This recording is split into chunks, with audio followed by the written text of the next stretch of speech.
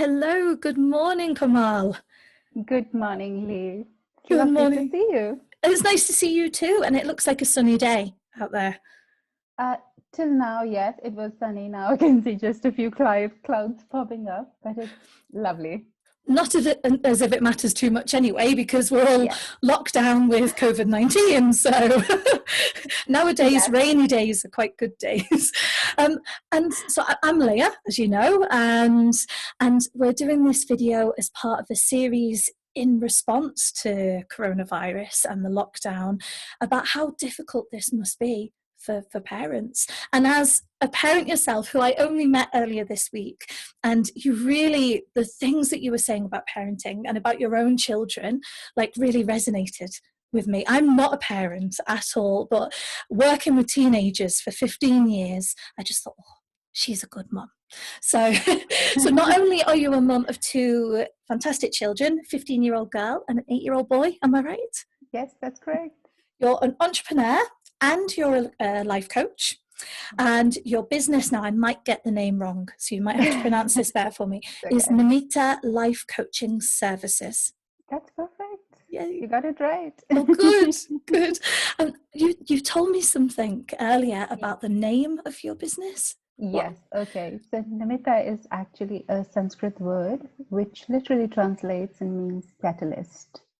A And catalyst. so is the role of a coach, to work like a catalyst in people's lives. And so what else could be a better name?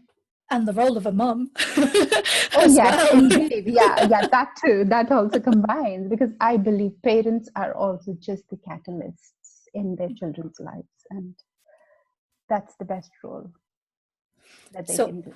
on that note, why is this topic of parenting, especially now in this crisis, but in general, really important to you? Oh, it's been a remarkable journey. The whole life is a remarkable journey. But for me, becoming a mom has opened up so many doors, so many, areas, and gave me a completely different perspective to look at life. So, as a person, as an individual, I had a lot of inhibitions, a lot of things that I would not feel very good about within myself and in general about life.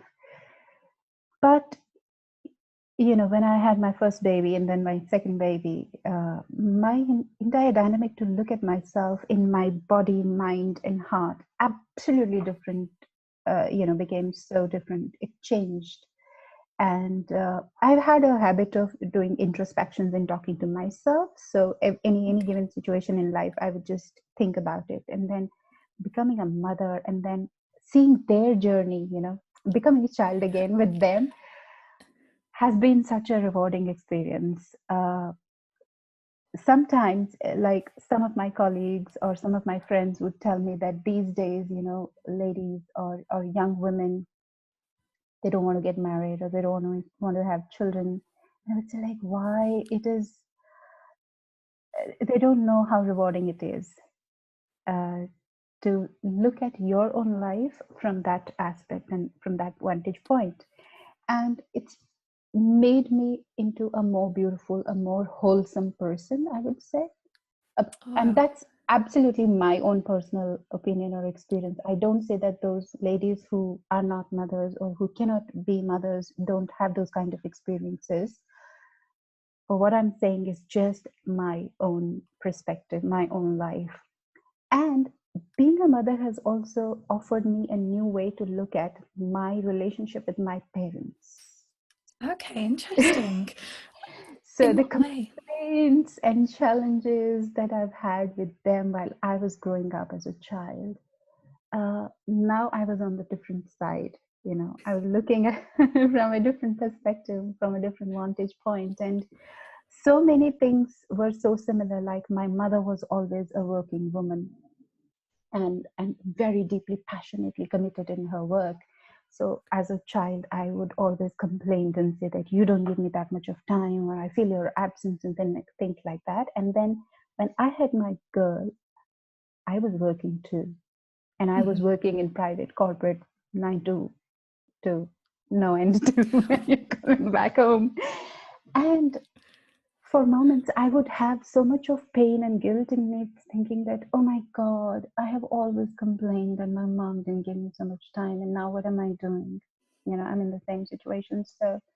So in one way, that gave me a perspective into my mom's point of view, and really to put myself in her place and feel that she would have also felt the same. So she would have also carried some sort of burden in her. So that sort of went away, and I was able to relate to her more being in that position. And then it also gave me another dynamic, like right now I'm required to work as well. Okay. Right. And by working also, I'm able to do certain things for my daughter. So there is no point carrying this guilt in me. Whatever time I'm with her, it doesn't matter if I'm with her for 1 hour in a day, but that 1 hour should be the hour that she remembers. What a lovely way to say that 1 hour that she remembers during the day. And not the rest of the 23 hours, not with her, but that 1 hour should be the memorable hour in her life. That's very special. That's a really nice thing to do, and to focus that time specifically, Yes, exactly. with your children. It's an insight. And so how does that fit in now with everything that's going on with COVID-19, and also the fact that I know that you've only just made a big move to Canada? So there's been a lot of change in your life, and then Yes. suddenly this big challenge. So how are you coping with what's going on and your children?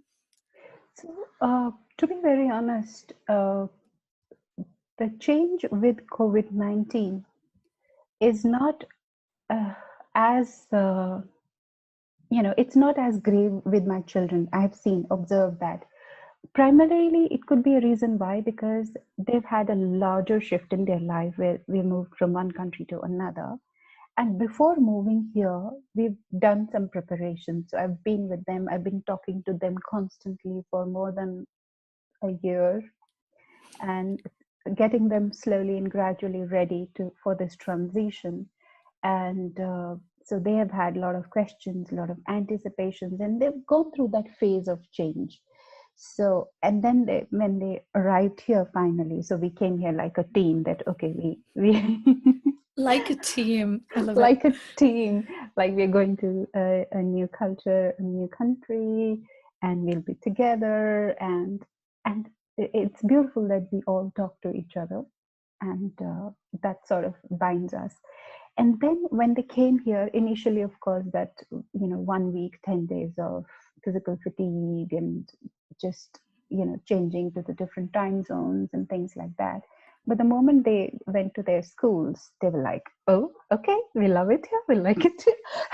Fantastic. Got adjusted so quickly, and thankfully, though we've come recently, but thankfully we'd had some considerable 2-3 months to get adjusted before eventually this coronavirus thing started to happen. So in this time period, they have also gone out and interacted with people locally, and I have also had a chance to go out and meet some really incredible people through different groups and platforms, who I think have sort of become my grounding for here in Canada. So, so, so really, because they've had so much of preparation for this change, I think they are taking it very smoothly, the coronavirus bit. I mean, my son, though, he is quite intrigued and quite curious, because he always wants to check online every day. Okay. Like, how many people are infected now, what's going on, how many people have died, how many people have got well as well, how many children are getting impacted, and all those sort of things in questions. Initially, a guy got a little bit worried. I was like, oh my God, why is he focusing so much on this? But then I felt like it's a need.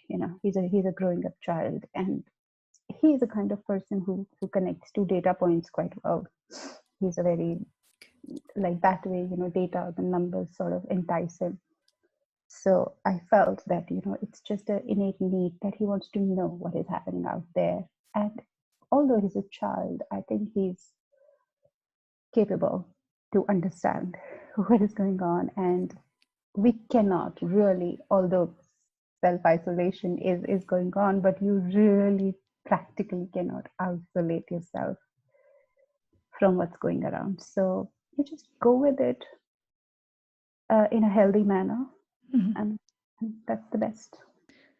Do you know, it sounds like you have a really strong connection with your children. I love the fact that you prepared this big move with them together so well. And they've obviously settled down very quickly. And then with this big change, you're facing some challenges, you know, with your son looking at the numbers, but you've got that connection and that kind of conversation, that mutual conversation between the two of you to look at this and, you know, and discuss it openly. Yes. So do you tell me more about that kind of communication style that you have with your children and how that's helping? I think that has always helped, you know, that's what I believed. In fact, there is an instant. So with my daughter, I would say my daughter and son have been completely different personalities.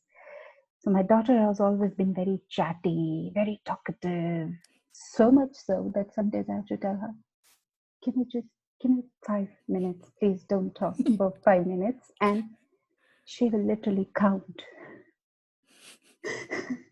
She will literally count. When the 5 minutes is over, she'll be like, okay, 5 minutes is over. I'm back again. Sounds like a little typical teenage behavior there. But 5 minutes, literally. But that's who she was when she was 4 or 5 years old. Brilliant. And my son has been a complete opposite, very quiet, very shy, and a very meditative kind of person, a child. Like he can sit quietly for the entire day in the house, busy doing his own things, in so much quiet and peace that by just looking at him constantly for 10 minutes, you'll feel like you've meditated. He's been so quiet. But now that he's growing up, you know, so I took that initiative to go ahead and start to talk to him. And so because he was going through a phase where, you know, all that the emotional development start to happen, but the child doesn't really know what is happening inside, that this is some emotion that has a name or it need to be identified in certain ways. So we started to talk to him. So I remember there was this one time, and just one time, when he threw such a huge fit of rage and tantrum, and he was not listening, and he would become so violent that he'll be scratching all over you, that I got so angry and agitated myself, and I just locked him inside a room. Oh my God, that was the last time, and I vowed I will never do that again. The way he howled and cried, you know, it tore my heart apart. I said, forget it. This is not that's going to work. And this is not that I can do personally. I can't sustain him being isolated and crying inside a room. I took him out. I apologized. I hugged him. I kissed him. And I said, whatever may happen, I will just talk to him. So, you know, he was pretty young and he would know how to talk, or sometimes he will not be open to me talking so much to him. So what I would do is, after the whole day of weekend, that rage and violence, when he'll sleep quietly, I'll just go sit close to him and talk to him then when he will be sleeping. Knowing that, you know, that though his conscious mind is at sleep, but subconsciously he may be listening to me. I may sound like crazy, but that's what I've done so much with him. Sat alongside him when he was sleeping and just telling him that I'm here for you, you know, I'm listening to you and I love you so much. You could talk to me. And so that phase got over, and the moment he got into a phase where he started to vocalize, verbalize his feeling, I was like, bang on, now you come, now let's talk. Now you can reason with me, now you can respond to me. And so, yeah, and so we've maintained that constant communication, which is very useful. And now with my daughter coming into the teen, I'm exploring a different kind of communication with Yes. It's like all kind of sarcasm and manipulations and very straightforward, to the point. Very sometimes I'm like, am I talking to my daughter or I'm talking to my boss or somebody? But it's interesting. It's really very interesting. They make me learn so much every day. It's beautiful. It sounds beautiful. It sounds like you're a fantastic mum. A fantastic mum. And I love the communication that you do have, and the recognition of the change in personalities as well, that okay, this is natural, this is going to happen, and Yeah. I'm gonna have to flow with Yes. this and learn.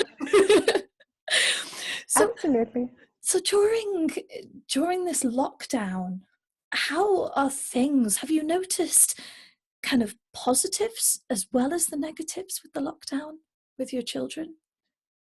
Uh, yes. So definitely there are quite a lot of things that impact us, whether we realize it, whether they're that pronounced or they're very subtle. They're always responses or reactions that happen in us. So with my daughter, like I've been saying, one, she is in her teenage, so her sense of space and and her sense of how she wants to spend her time is very different from the younger one. And and now that he is restricted or limited in activities, so to say, so he wants to be engaged more actively. So so those needs are different, those needs are changing, and so far we've been able to do some trade-offs and manage it pretty well.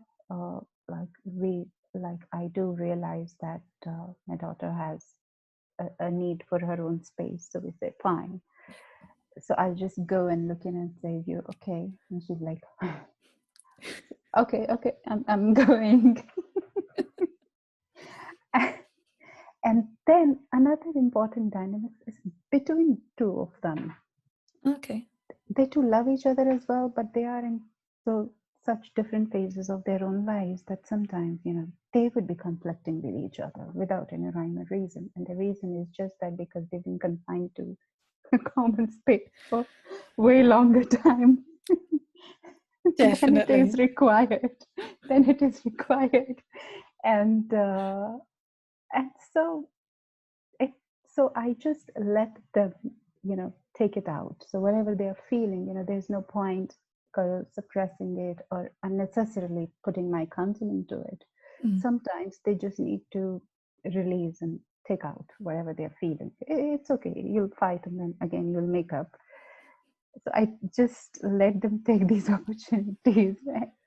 I intervene only if I see that it's now going out of the hands. But otherwise, there's a natural bond which will develop between two of them, and these circumstances play an important role as well, because it's life experience that they're also going through.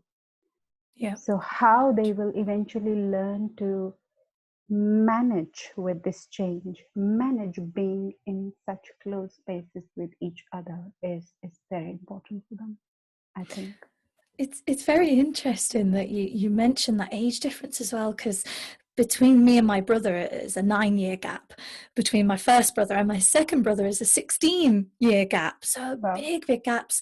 And actually, they're very, there's a big difference in 9 years, and especially between a teenager and a younger person, Yes. but the hormones are coming through in a teenager, and the Yeah. child's still a child and is like, come on, let's play, let's do it. The teenager's like, no, I don't want to.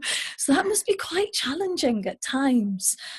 It must be. So have you noticed some positive impacts that being all together is having? Yes, because what happens is initially, of course, you conflict because everybody would want to fight for their own ways, their own space, and their own, comforts.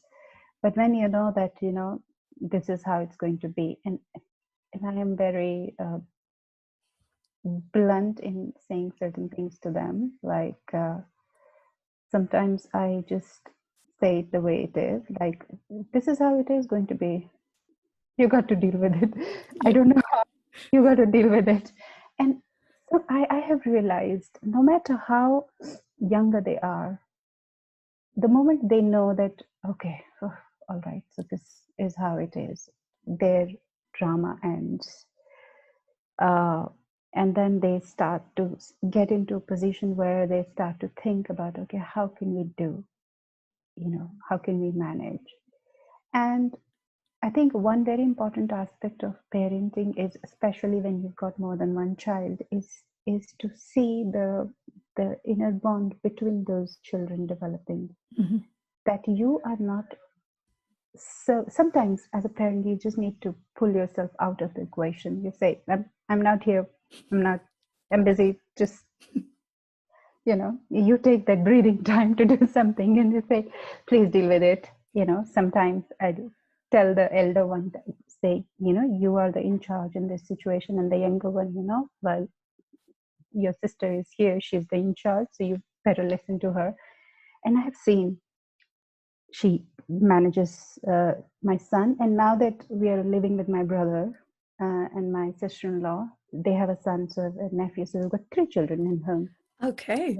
So the day I tell her that, oh, darling, I'm so busy today, you take the charge, she keeps them busy. She engages with them and she plays with them, and then because she knows that, has a sense of leadership now that she's in charge. Uh-oh. And they too know that, oh, they're taken care of. So if they need something, they'll go to her and they say, can you do this for us? And so sometimes I think this interplay, this role play is also very important, that you understand and to say, okay, you're in one room to now manage. I don't know how, but just manage. So that independence also teaches them quite a lot of good things. So Brings freedom. it's because you can see that there are a lot of benefits as well of being together, and those dynamics are changing. You're getting to learn so much more about each other and how to cohabit as well. Yes. 24/7. It's a different world, and because you work and work a lot, how's that affecting your daily routine and the structure that you're putting together during the day for you and for them? Yes, it's quite interesting. So we manage and we work around a lot of things, because what happens is they're not going to school, but their homeschooling has started, sort of like they get their online classes that they have to attend, and then so this one laptop, they have their own phones, but then there's one resource that need to be moved between 3 people. So she has to do her class and assignments, then he has his own classes that he would like to do, and then I have also my work and calls to do. So we just are learning this new way of managing our time around.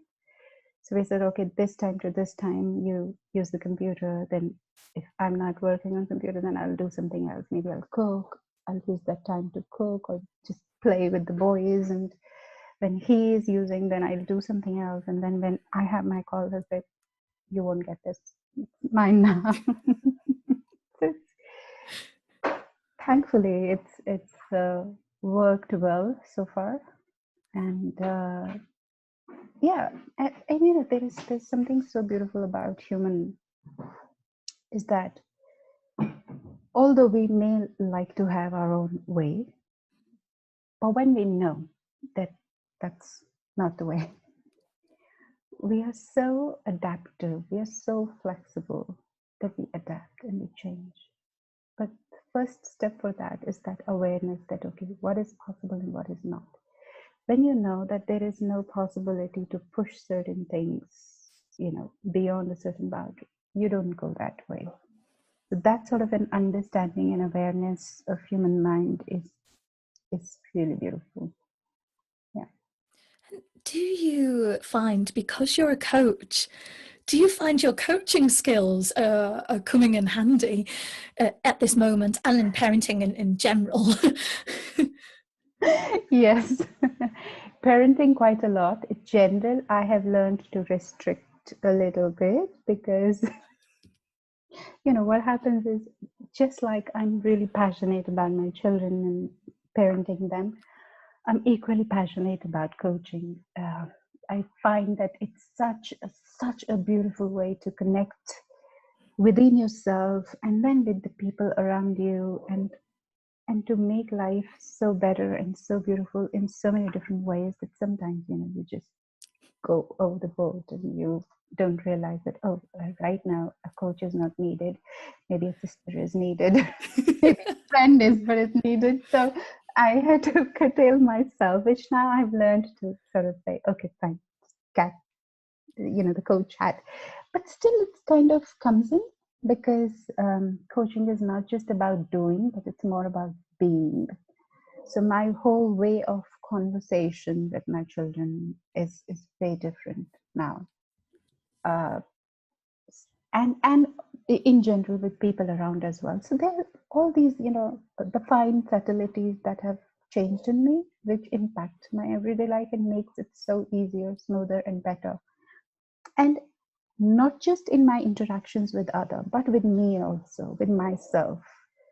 Okay. I get impacted. And a whole lot of people may think that, people who are in the field of coaching or therapy or counseling, because they know how the human mind functions, they don't get impacted. Oh, believe me. We can just make fool of ourselves as beautifully as the rest of the people do, because Yep. just knowing something a little bit better doesn't guarantee that you are in that moment, in that zone at all the time.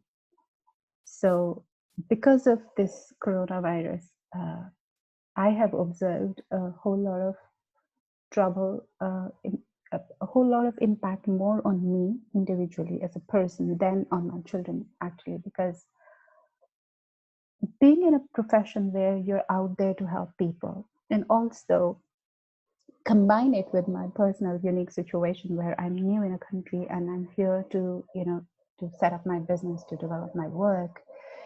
So this need of being able to reach out to people and be there for them, and then combined with the need to make a mark for myself, would you put you in such a desperate and vulnerable situation at some point of time that everything's slowing down. At suddenly you say, oh my God, my plans have been sabotaged for another few months. I don't know what I can do.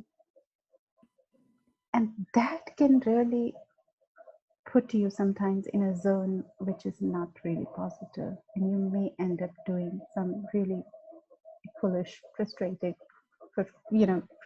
decisions you take, which are not good and positive. So what helps is you realize, and then you bring yourself back from that zone and say, hey, come on, you're not being in here and now right now. It's fine. It's fine. This is the situation. You can't do anything about the situation. You can just make the best possible use of the situation. That's nice. The best possible of the situation. Yeah. Exactly. So just calm down, be quiet. It's okay. You go out and play whenever you are allowed to go out and play. Till then, you just stay inside and build up your inner strength.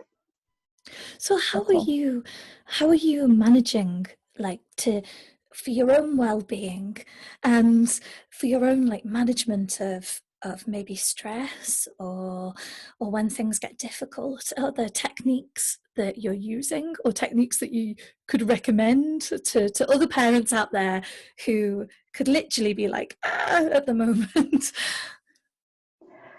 Uh, okay, so literally the biggest change that have happened for me in this period is that I've started to give more emphasis to my meditation practice consciously, which have been in the back of my mind for a very long time. I was like thinking, okay, I must give a more disciplined routine time to my meditation practice because it keeps me really grounded, really centered. But because I was busy doing a whole lot of other things, this was on the back burner. So this time has really given me a lot of opportunity because everything is slowing down.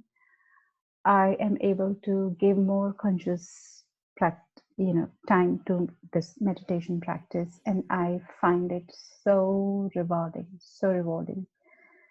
And then there are a lot of things, even in this time, I think my day goes by like so quickly, so fast, I don't realize. So apart from meditation practice, what I do is I reach out to people by the way of both checking on them on and off, all the lovely people that I've met here. I just keep in touch with them, keep talking to them, keep asking if they're doing right, if and then we just chit chat, share some positive things, and it elevates my mood, it elevates their mood sometimes.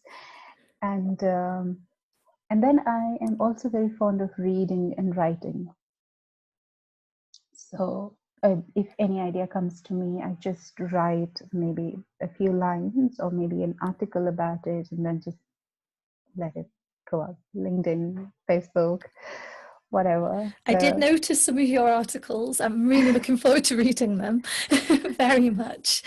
So it sounds like you're finding things to occupy your time with, but also to deal with this strange situation and change that everyone around the world has had. And it sounds so bizarre to say that everyone around the world is having this massive change in their life. And for your children, how are they filling up their time and making sure that they socialize and kind of get that structure between schoolwork and socializing and having fun, and what kind of things are occupying their time? They also have their own set of interests and activities that they'd like to be involved in, and that sort of keeps them engaged by all means, and keep them happy too. Like for my daughter, socializing or talking to her friends is mostly Instagram and all of that. I'm sure she's keeping touch with them. And then apart from that, she's a lot of interest in painting, music. So sometimes she does this digital art, and sometimes she will paint something on, do some sketches and all of that. So she's honing her skill set quite a lot these days. And then she will practice her guitar. Some evening we will be just sitting doing our work, and then she's singing and playing in her room, which is so good. That's brilliant. A talent I wish I had, a skill I wish I'd learned. And then my son, he's very, so him and my nephew, they're both quite set in their times. They'll take time to do their schoolwork or school projects. Then because they're both contemporary, like just 1 year apart, which is a blessing in disguise at this point of time, they spend a lot of time with each other, playing, bonding, doing things. Then they have their TV time where they can play on tab or computer, learn some new skills. And then my son has to play football with me for 20 minutes every day indoor. Brilliant. So you fit in the exercise in there as well, indoors. Up to. Oh, gosh, it's what other kind of activities are you trying out to get some exercise and to keep active? Apart from running around the whole day. Apart from that. Okay, so although we are in the lockdown, but then you can step outside for walks and things like that. So Okay. yeah, though keeping our safe distances from Yeah. people and things like that. So we do that quite a lot, and then we just stand up, jump around, dance a little, or play this football, and just keep ourselves quite active. Yeah. Brilliant. I think it's because some countries and some places there are different rules, so you can go outside and have a walk. That's so lucky. Here I'm based in Spain, and here no. You are in the house, no walking, no exercise, just for Wow. Yeah. mandatory necessities. So I Yes. can only but imagine how difficult that would be, especially for people that kind of live in flats and Yes. can't get into a garden. What activities would work and keep people active and engaged? It must be so So different. it's so interesting. Though the times is like that, but you see people's creativity flourish during such times. Yeah. Yeah, when body movements are restricted or controlled, then the mind runs faster. So I see a lot of these people on LinkedIn, Facebook doing all sort of creative activities like dancing with their children, or uh, I mean, yoga is something else, of course. Yoga, meditation, you don't need that kind of a space. But yeah, there's indoor exercise and Zumba online classes, karate. So my son started to learn karate in school, and now they have these online, YouTube videos which you see and then you practice along with, and so it's quite interesting. There's It's a quite a new lot. world. Yeah. It's new, Literally a new world. new world, So absolutely. many new opportunities, but also a whole new way of living and working things out. And it sounds like you are doing amazing. And honestly, from speaking to you, I just think, oh, what a great mom. You really are. And you've got a lovely connection with your children. And I'm so grateful that you've agreed to do this, because your insights and the way that you base that connection, that conversation with your children is just so lovely. And it's a really good skill that if everyone adopted with their children, it would improve things. Because I imagine there's a lot of conflict at the moment in homes with maybe children and parents all in one space, and they're not used to being around each other 24/7. There must be, and that's got to be hard. So Really, there's one thing that I realized, especially with my son when he was very young, is that as a parent, if you are in your mind not conflicted, if you are in a space of peace, quiet, and just pure love, you can handle any amount of agitation in your children. If they're agitated in front, you will be able to manage it so smoothly. But if you are agitated inside you, you would never be able to manage the agitation in your child, because your and their agitation will just, resonate much higher. So the best way to be with your children, especially when they are in a troubled or disturbed phase, is to first calm yourself, first bring yourself in that place of patience so that you can be there for them. So, and if you are not in a moment, in that space of peace and calm, I think the best way is to just be very honest and say that, give me some time right now. I'm equally agitated. I wouldn't be able to help. Just give me some time. Allow me some time. I'll be with you. And go, take your time, come into that zone and come back. And then say, okay, now I'm ready. Tell me, what's the problem? But don't ever approach, the inner distress and agitation of your children in the same mindset. You have to have a calm and a loving mindset in that state.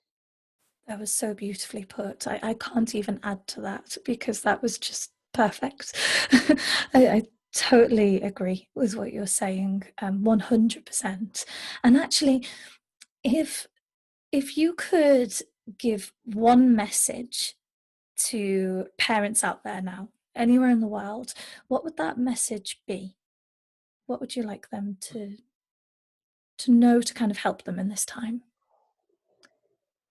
I would say that specifically to parents, when you are with the children, if at any given moment, any action or anything from your children sort of brings you in a state of a trigger or sadness or hopelessness or any negative emotion, I think the best the parents can do is just to take some time and look within and say that what is it that is coming out of me and why? Because the children are just the mirrors. They just reflect your inner state, and they reflect it so well with so much of purity. So when you're looking at your relationship with your children or the interactions and what is coming out of there in that given moment, it's mostly always something coming from here within you. They just keep showing you what is it that you need to resolve within. Our children are a mirror. Wow. Yeah. So just be like that with them and let them show you. And this reminds me of so there is this very interesting, very beautiful program called Theory U, which is given by Otto Schrammer. And they say that, what exactly is the line? I'm forgetting. They say, it says that learn from the emerging future, not from the past. And so I say that children are your emerging future because they are emerging and growing. So for me, the application of that theory, eudaimonia in parenting, is that allow yourself to learn from your children.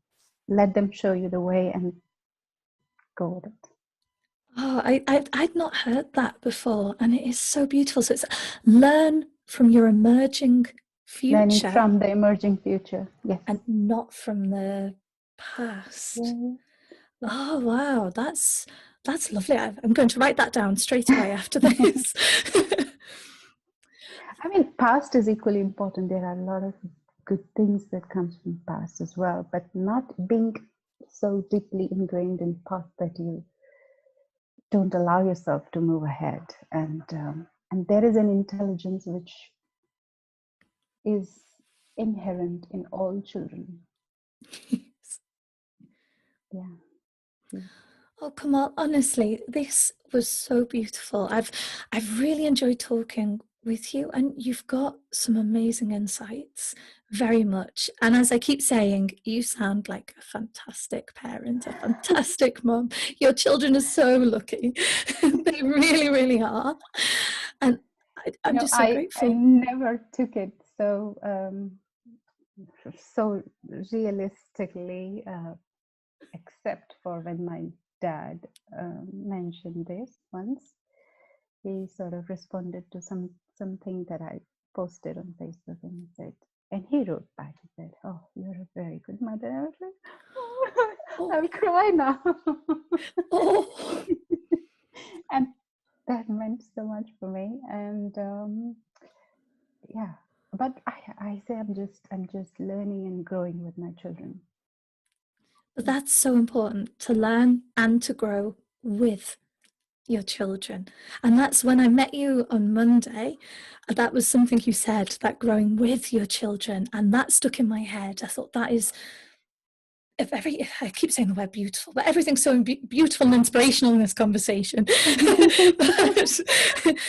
it is that growing together, yes, as one but separate as well. And I think that's so lovely. I really do. Komal, thank you so much for sharing all your insights. And I really appreciate you taking the time out to record this video and to send this message to parents across the world. And yeah, a big, massive thank you again. No, thanks to you for giving me this space. And, letting me just go on and on. And I'm hoping that you might be able to join us in our up and coming webinars on Thursdays, our parenting webinars. I would love to. I would really love to. Yes. Yeah. Right. I will definitely see you straight after this and there as well. Thank you. Yeah. Keep safe and well and take care, all of you. Okay. You too. Thank you so much. Bye.